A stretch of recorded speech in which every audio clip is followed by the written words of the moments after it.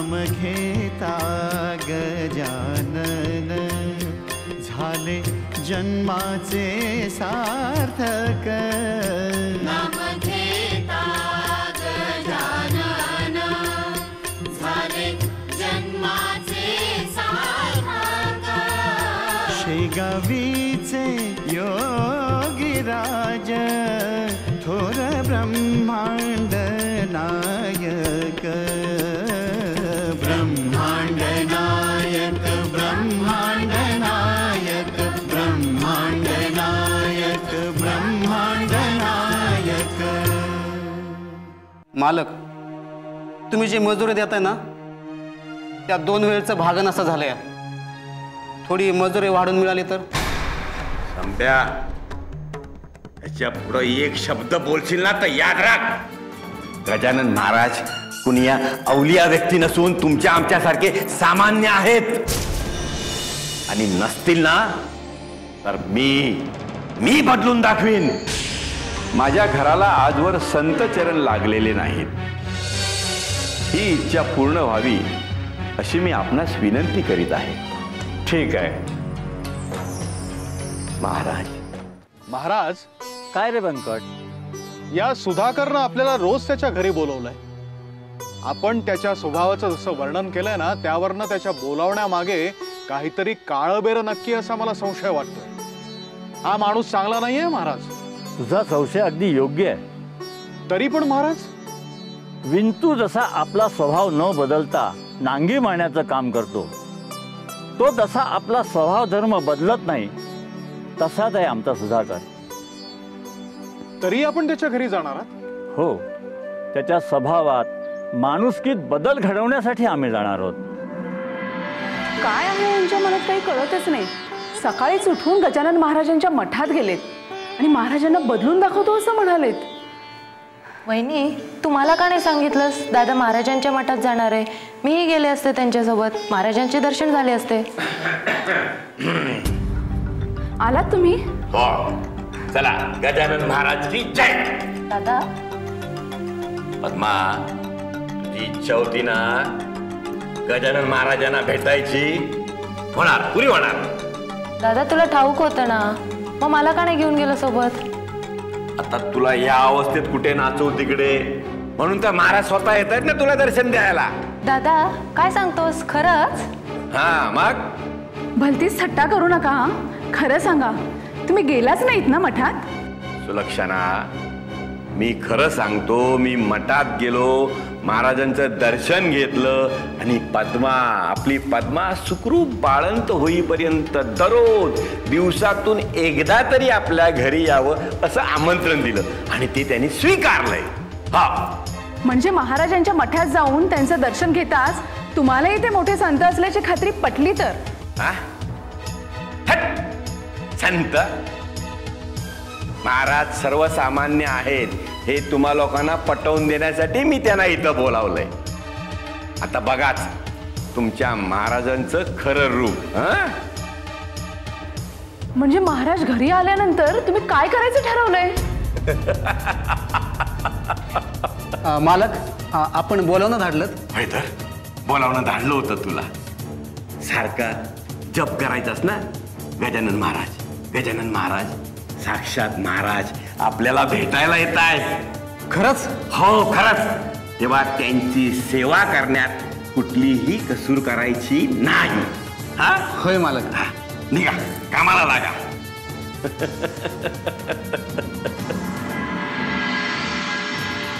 गण गण गणात बोते, गण गण गणात बोते काय?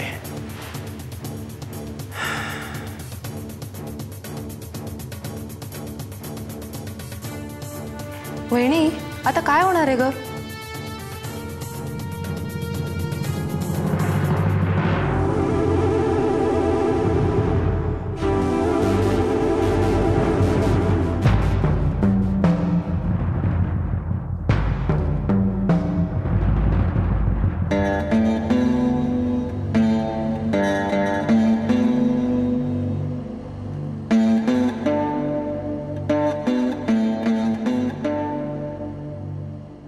साक्षात महाराज आपल्याला भेटायला येत आहेत. खरंच? हो खरंच. तेव्हा त्यांची सेवा करण्यात कुठलीही कसूर करायची नाही. मालकाने महाराजांना घरी कशासाठी बोलवलं असेल? ते तर महाराजांना मानत नाहीत. ढोंगी साधू म्हणून हिनवतात. मग जीवन घेताय ना, कसला विचार करताय एवढा? आटोपले का तुझे सगळे काम? काम कधी आटोपतायत होय? निवांतपणा कधी मिळतोय होय? एक काम हाता वेगळा झालं नाही की लगेच दुसरं काम येऊन पुढ्यात पडते. मेहनताना मात्र वाढवून देत नाहीत. काय तुझी सारखी कुरकुर असते ग? अहो मग आता आपलं कसं होणार काय कळत नाही बघा. आयुष्य असंच काढायचं का? अगं लवकरच आपले दिवस बदलतील बघ. काही जादू बिदू करायला शिकला का काय? आता गजानन महाराज असताना मला जादू कशाला करावी लागते? म्हणजे आपल्या मालकांच्या घरी गजानन महाराज येणार आहेत. मला काय कुळी समजलात का काय? महाराज कशाला येतील मालकांच्या घरी? अहो चुकून माकून कधी जरा आलेच तर मालक काय त्यासनी घरात घ्यायचे नाही. अगं महाराजांना येण्याचं आमंत्रण खुद्द मालकाने दिलंय. होय. खरं का काय? होय तर. ह्यो चमत्कार आणि कधी घडला? नाही म्हणजे मालक स्वतःलाच देव समजतात. त्यात आणि त्यांनी खऱ्या देवाला कसं काय अवतान धाडलं? कोणास ठाऊक. महाराजांनी सुबुद्धी दिली असेल मालकाला. असल बाबानो. कारण काही असो उषा, महाराज जर आपल्या घरी आले ना तर आपल्याला त्यांची सेवा करण्याची संधी मिळेल. वय वय खरंच की. त्यांची नजर आपल्यावर पडेल. ते आपलं दुःख नक्की ओळखतील. मग मात्र आपले दिवस पालटतील अशी मला आशा वाटते. असंच होऊन देत महाराज, असंच होऊन देत. चला जेवून घेऊया. ह्यांचा हेतू शुद्ध नाहीये. महाराज घरी न आलेलेच बरे. वहिनी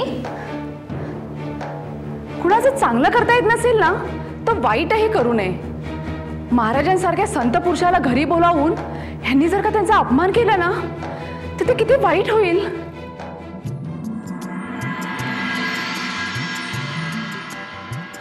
महाराज. गण गण गणात बोते, गण गण गणात बोते. महाराज तुम्ही खरंच आलात आमच्या घरी? हो खरंच आलो होत. पण आमच्याकडून तुमच्या स्वागताची म्हणावी तशी तयारी झालेली नाहीये. हे घरी नाहीयेत आणि जाताना तुम्हाला आणण्यासाठी बैलगाडी पाठवली हे देखील सांगितलं नाहीये. अन्यथा दारामध्ये रांगोळी तरी काढून ठेवली असती ना. आमचं स्वागत करण्याची तऱ्हा माणसाकडे वेगवेगळी असते. थाट असतो पण आम्हाला थाटाची जरुरी नसते. आमच्या विचारांचं स्वागत केलं तरच आम्हाला आमचं स्वागत झाल्याचा आनंद होतो. गण गण गणात बोते, गण गण गणात बोते.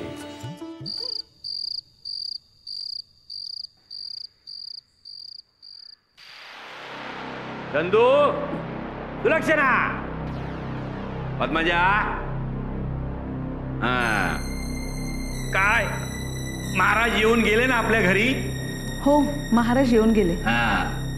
उत्तम खातिरदारी केलीत ना? पंचपक्वान्न वाढलीत ना त्यांना? अरे काय विचारतोय मी? आपल्या घरची परिस्थिती आणि भेदभाव पाहून महाराज निघून गेले. काहीही खाल्लं नाही. काय? हो. आपला मुलगा आणि संभाजीचा मुलगा यात आपण भेदभाव करतो हे महाराजांना मुळीच खापलं नाही. बाबा आपल्याला आपलं वागणं बदलायला हवं. मुस्काट फोडू का?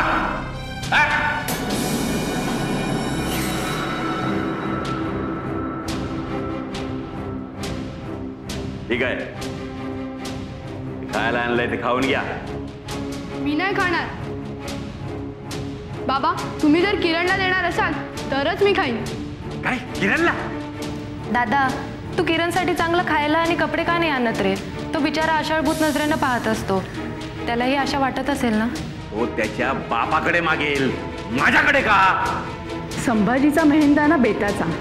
तो कसे आपल्या मुलाचे लाड पुरवेल? अगदी चांगलंच किरणला खायला घालू असं म्हणत नाही आम्ही, पण कधीतरी द्यायला काय हरकत आहे का? काय डोके बिके फिरलेत का तुमची? काय महाराजांनी जादू केली तुमच्यावर? ठीक आहे, उद्या येतीलच. मीच थांबतो त्यांच्या समोर. काय व्हायचं ना ते माझ्या समोर होऊन जाऊ दे, मग बघतो. ते खायला आणलंय ते घ्या, नाहीतर राहू द्या.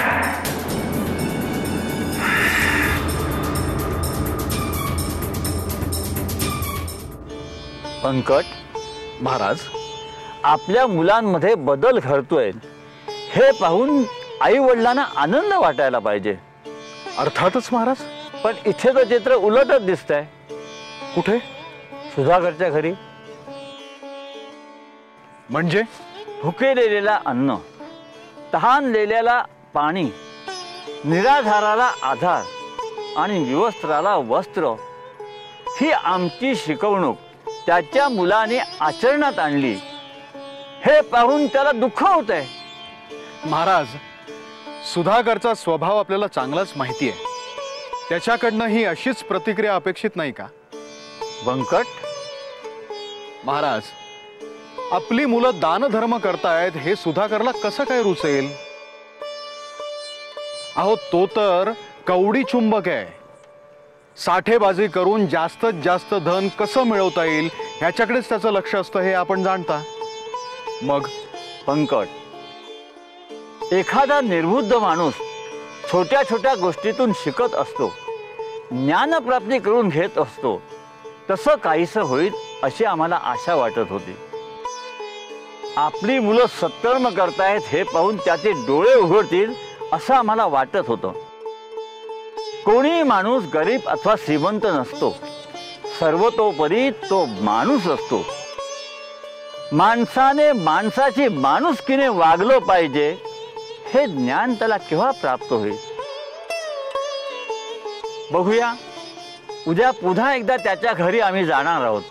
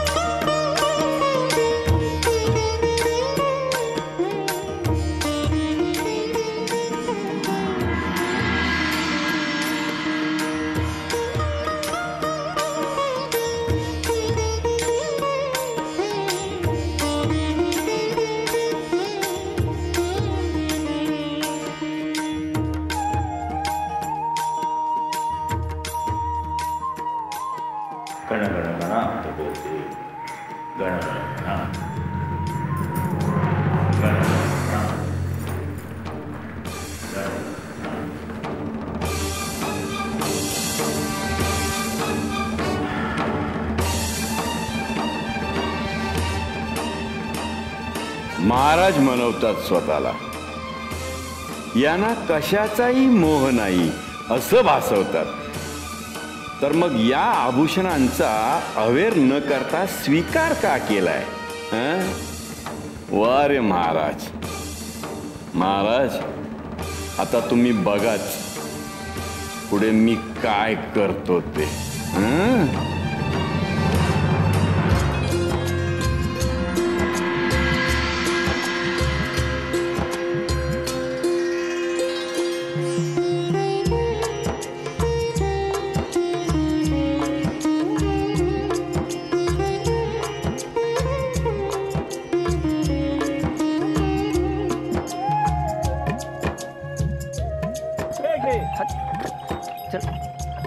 थांब, हे घे, आणखीन घे.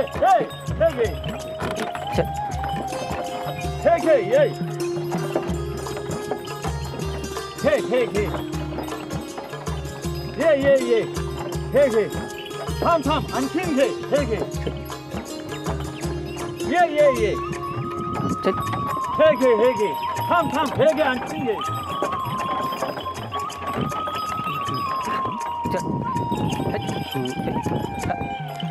ये संभाजी, हे घे. संभाजी, ये.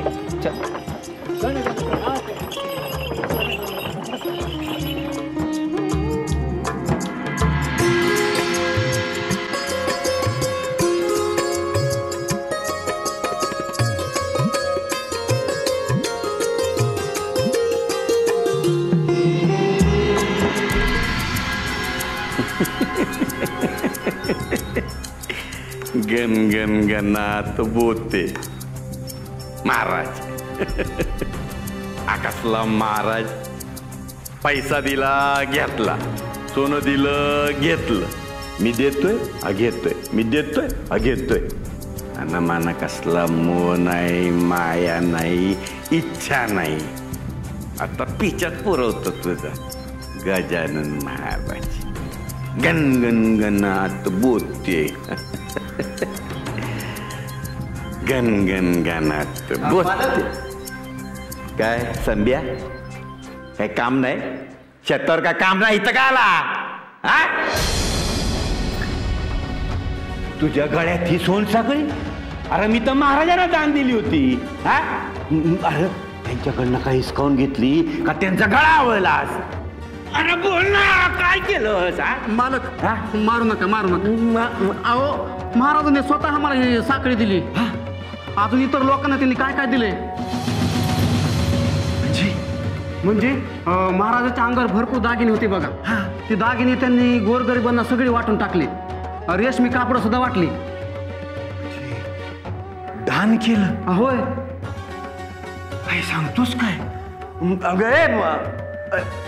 सुरक्षाला ए पद्मजा, तुमच्या अंगावरचे दागिने कुठे गेले? ते आम्ही दान करून टाकले. हो, महाराज म्हणतात आपल्या अंगावरती गरजेपुरतेच दागिने असावेत आणि बाकीचे दागिने गोरगरिबांमध्ये दान करून टाकावे. अशाने समाजातला श्रीमंत आणि गरीब हा भेद नष्ट होईल आणि सारा समाज एक होईल. अरे मूर्ख आहात का तुम्ही? इतका कष्टानं मेहनतीनं कमावलेला पैसा दान करून टाकायचा? किती किमतीवान दागिने होते याची कल्पना आहे का तुम्हाला? आणि दान करून टाकला तुम्ही?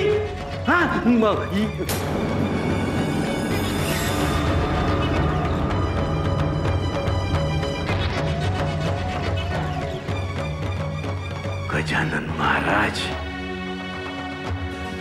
नाही, आता मला तुमच्याकडे बघावंच लागेल. गण गण गणात बोते, गण गण गणात बोते. काय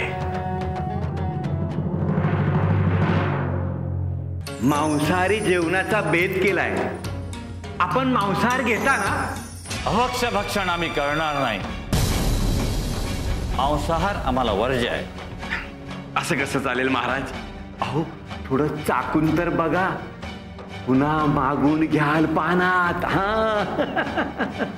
नाही, आम्ही मांसाहाराला शिवणार नाही. तुम्ही आणि इतर कोणी देखील मांसाहार करू नका. तुम्ही सुद्धा परमेश्वराने निर्माण केलेला हे एक जीव आहात. उद्या तुम्हाला ठार मारून कोणी खाल्लं तर चालेल? परमेश्वर सर्वांच्या ठाई असतो. तुम्ही एखाद्याला मारता म्हणजे परमेश्वराला मारता हे लक्षात घ्या. शाकाहारी जेवण नसेल तर आम्ही आजन्म उपाशी राहू, पण मांसाहार करणार नाही अशी शपथ घ्या. सुलक्षणा, सुलक्षणा, महाराज, महाराज आले. महाराज, महाराज माझ्या बहिणीचे प्राण वाचवा महाराज.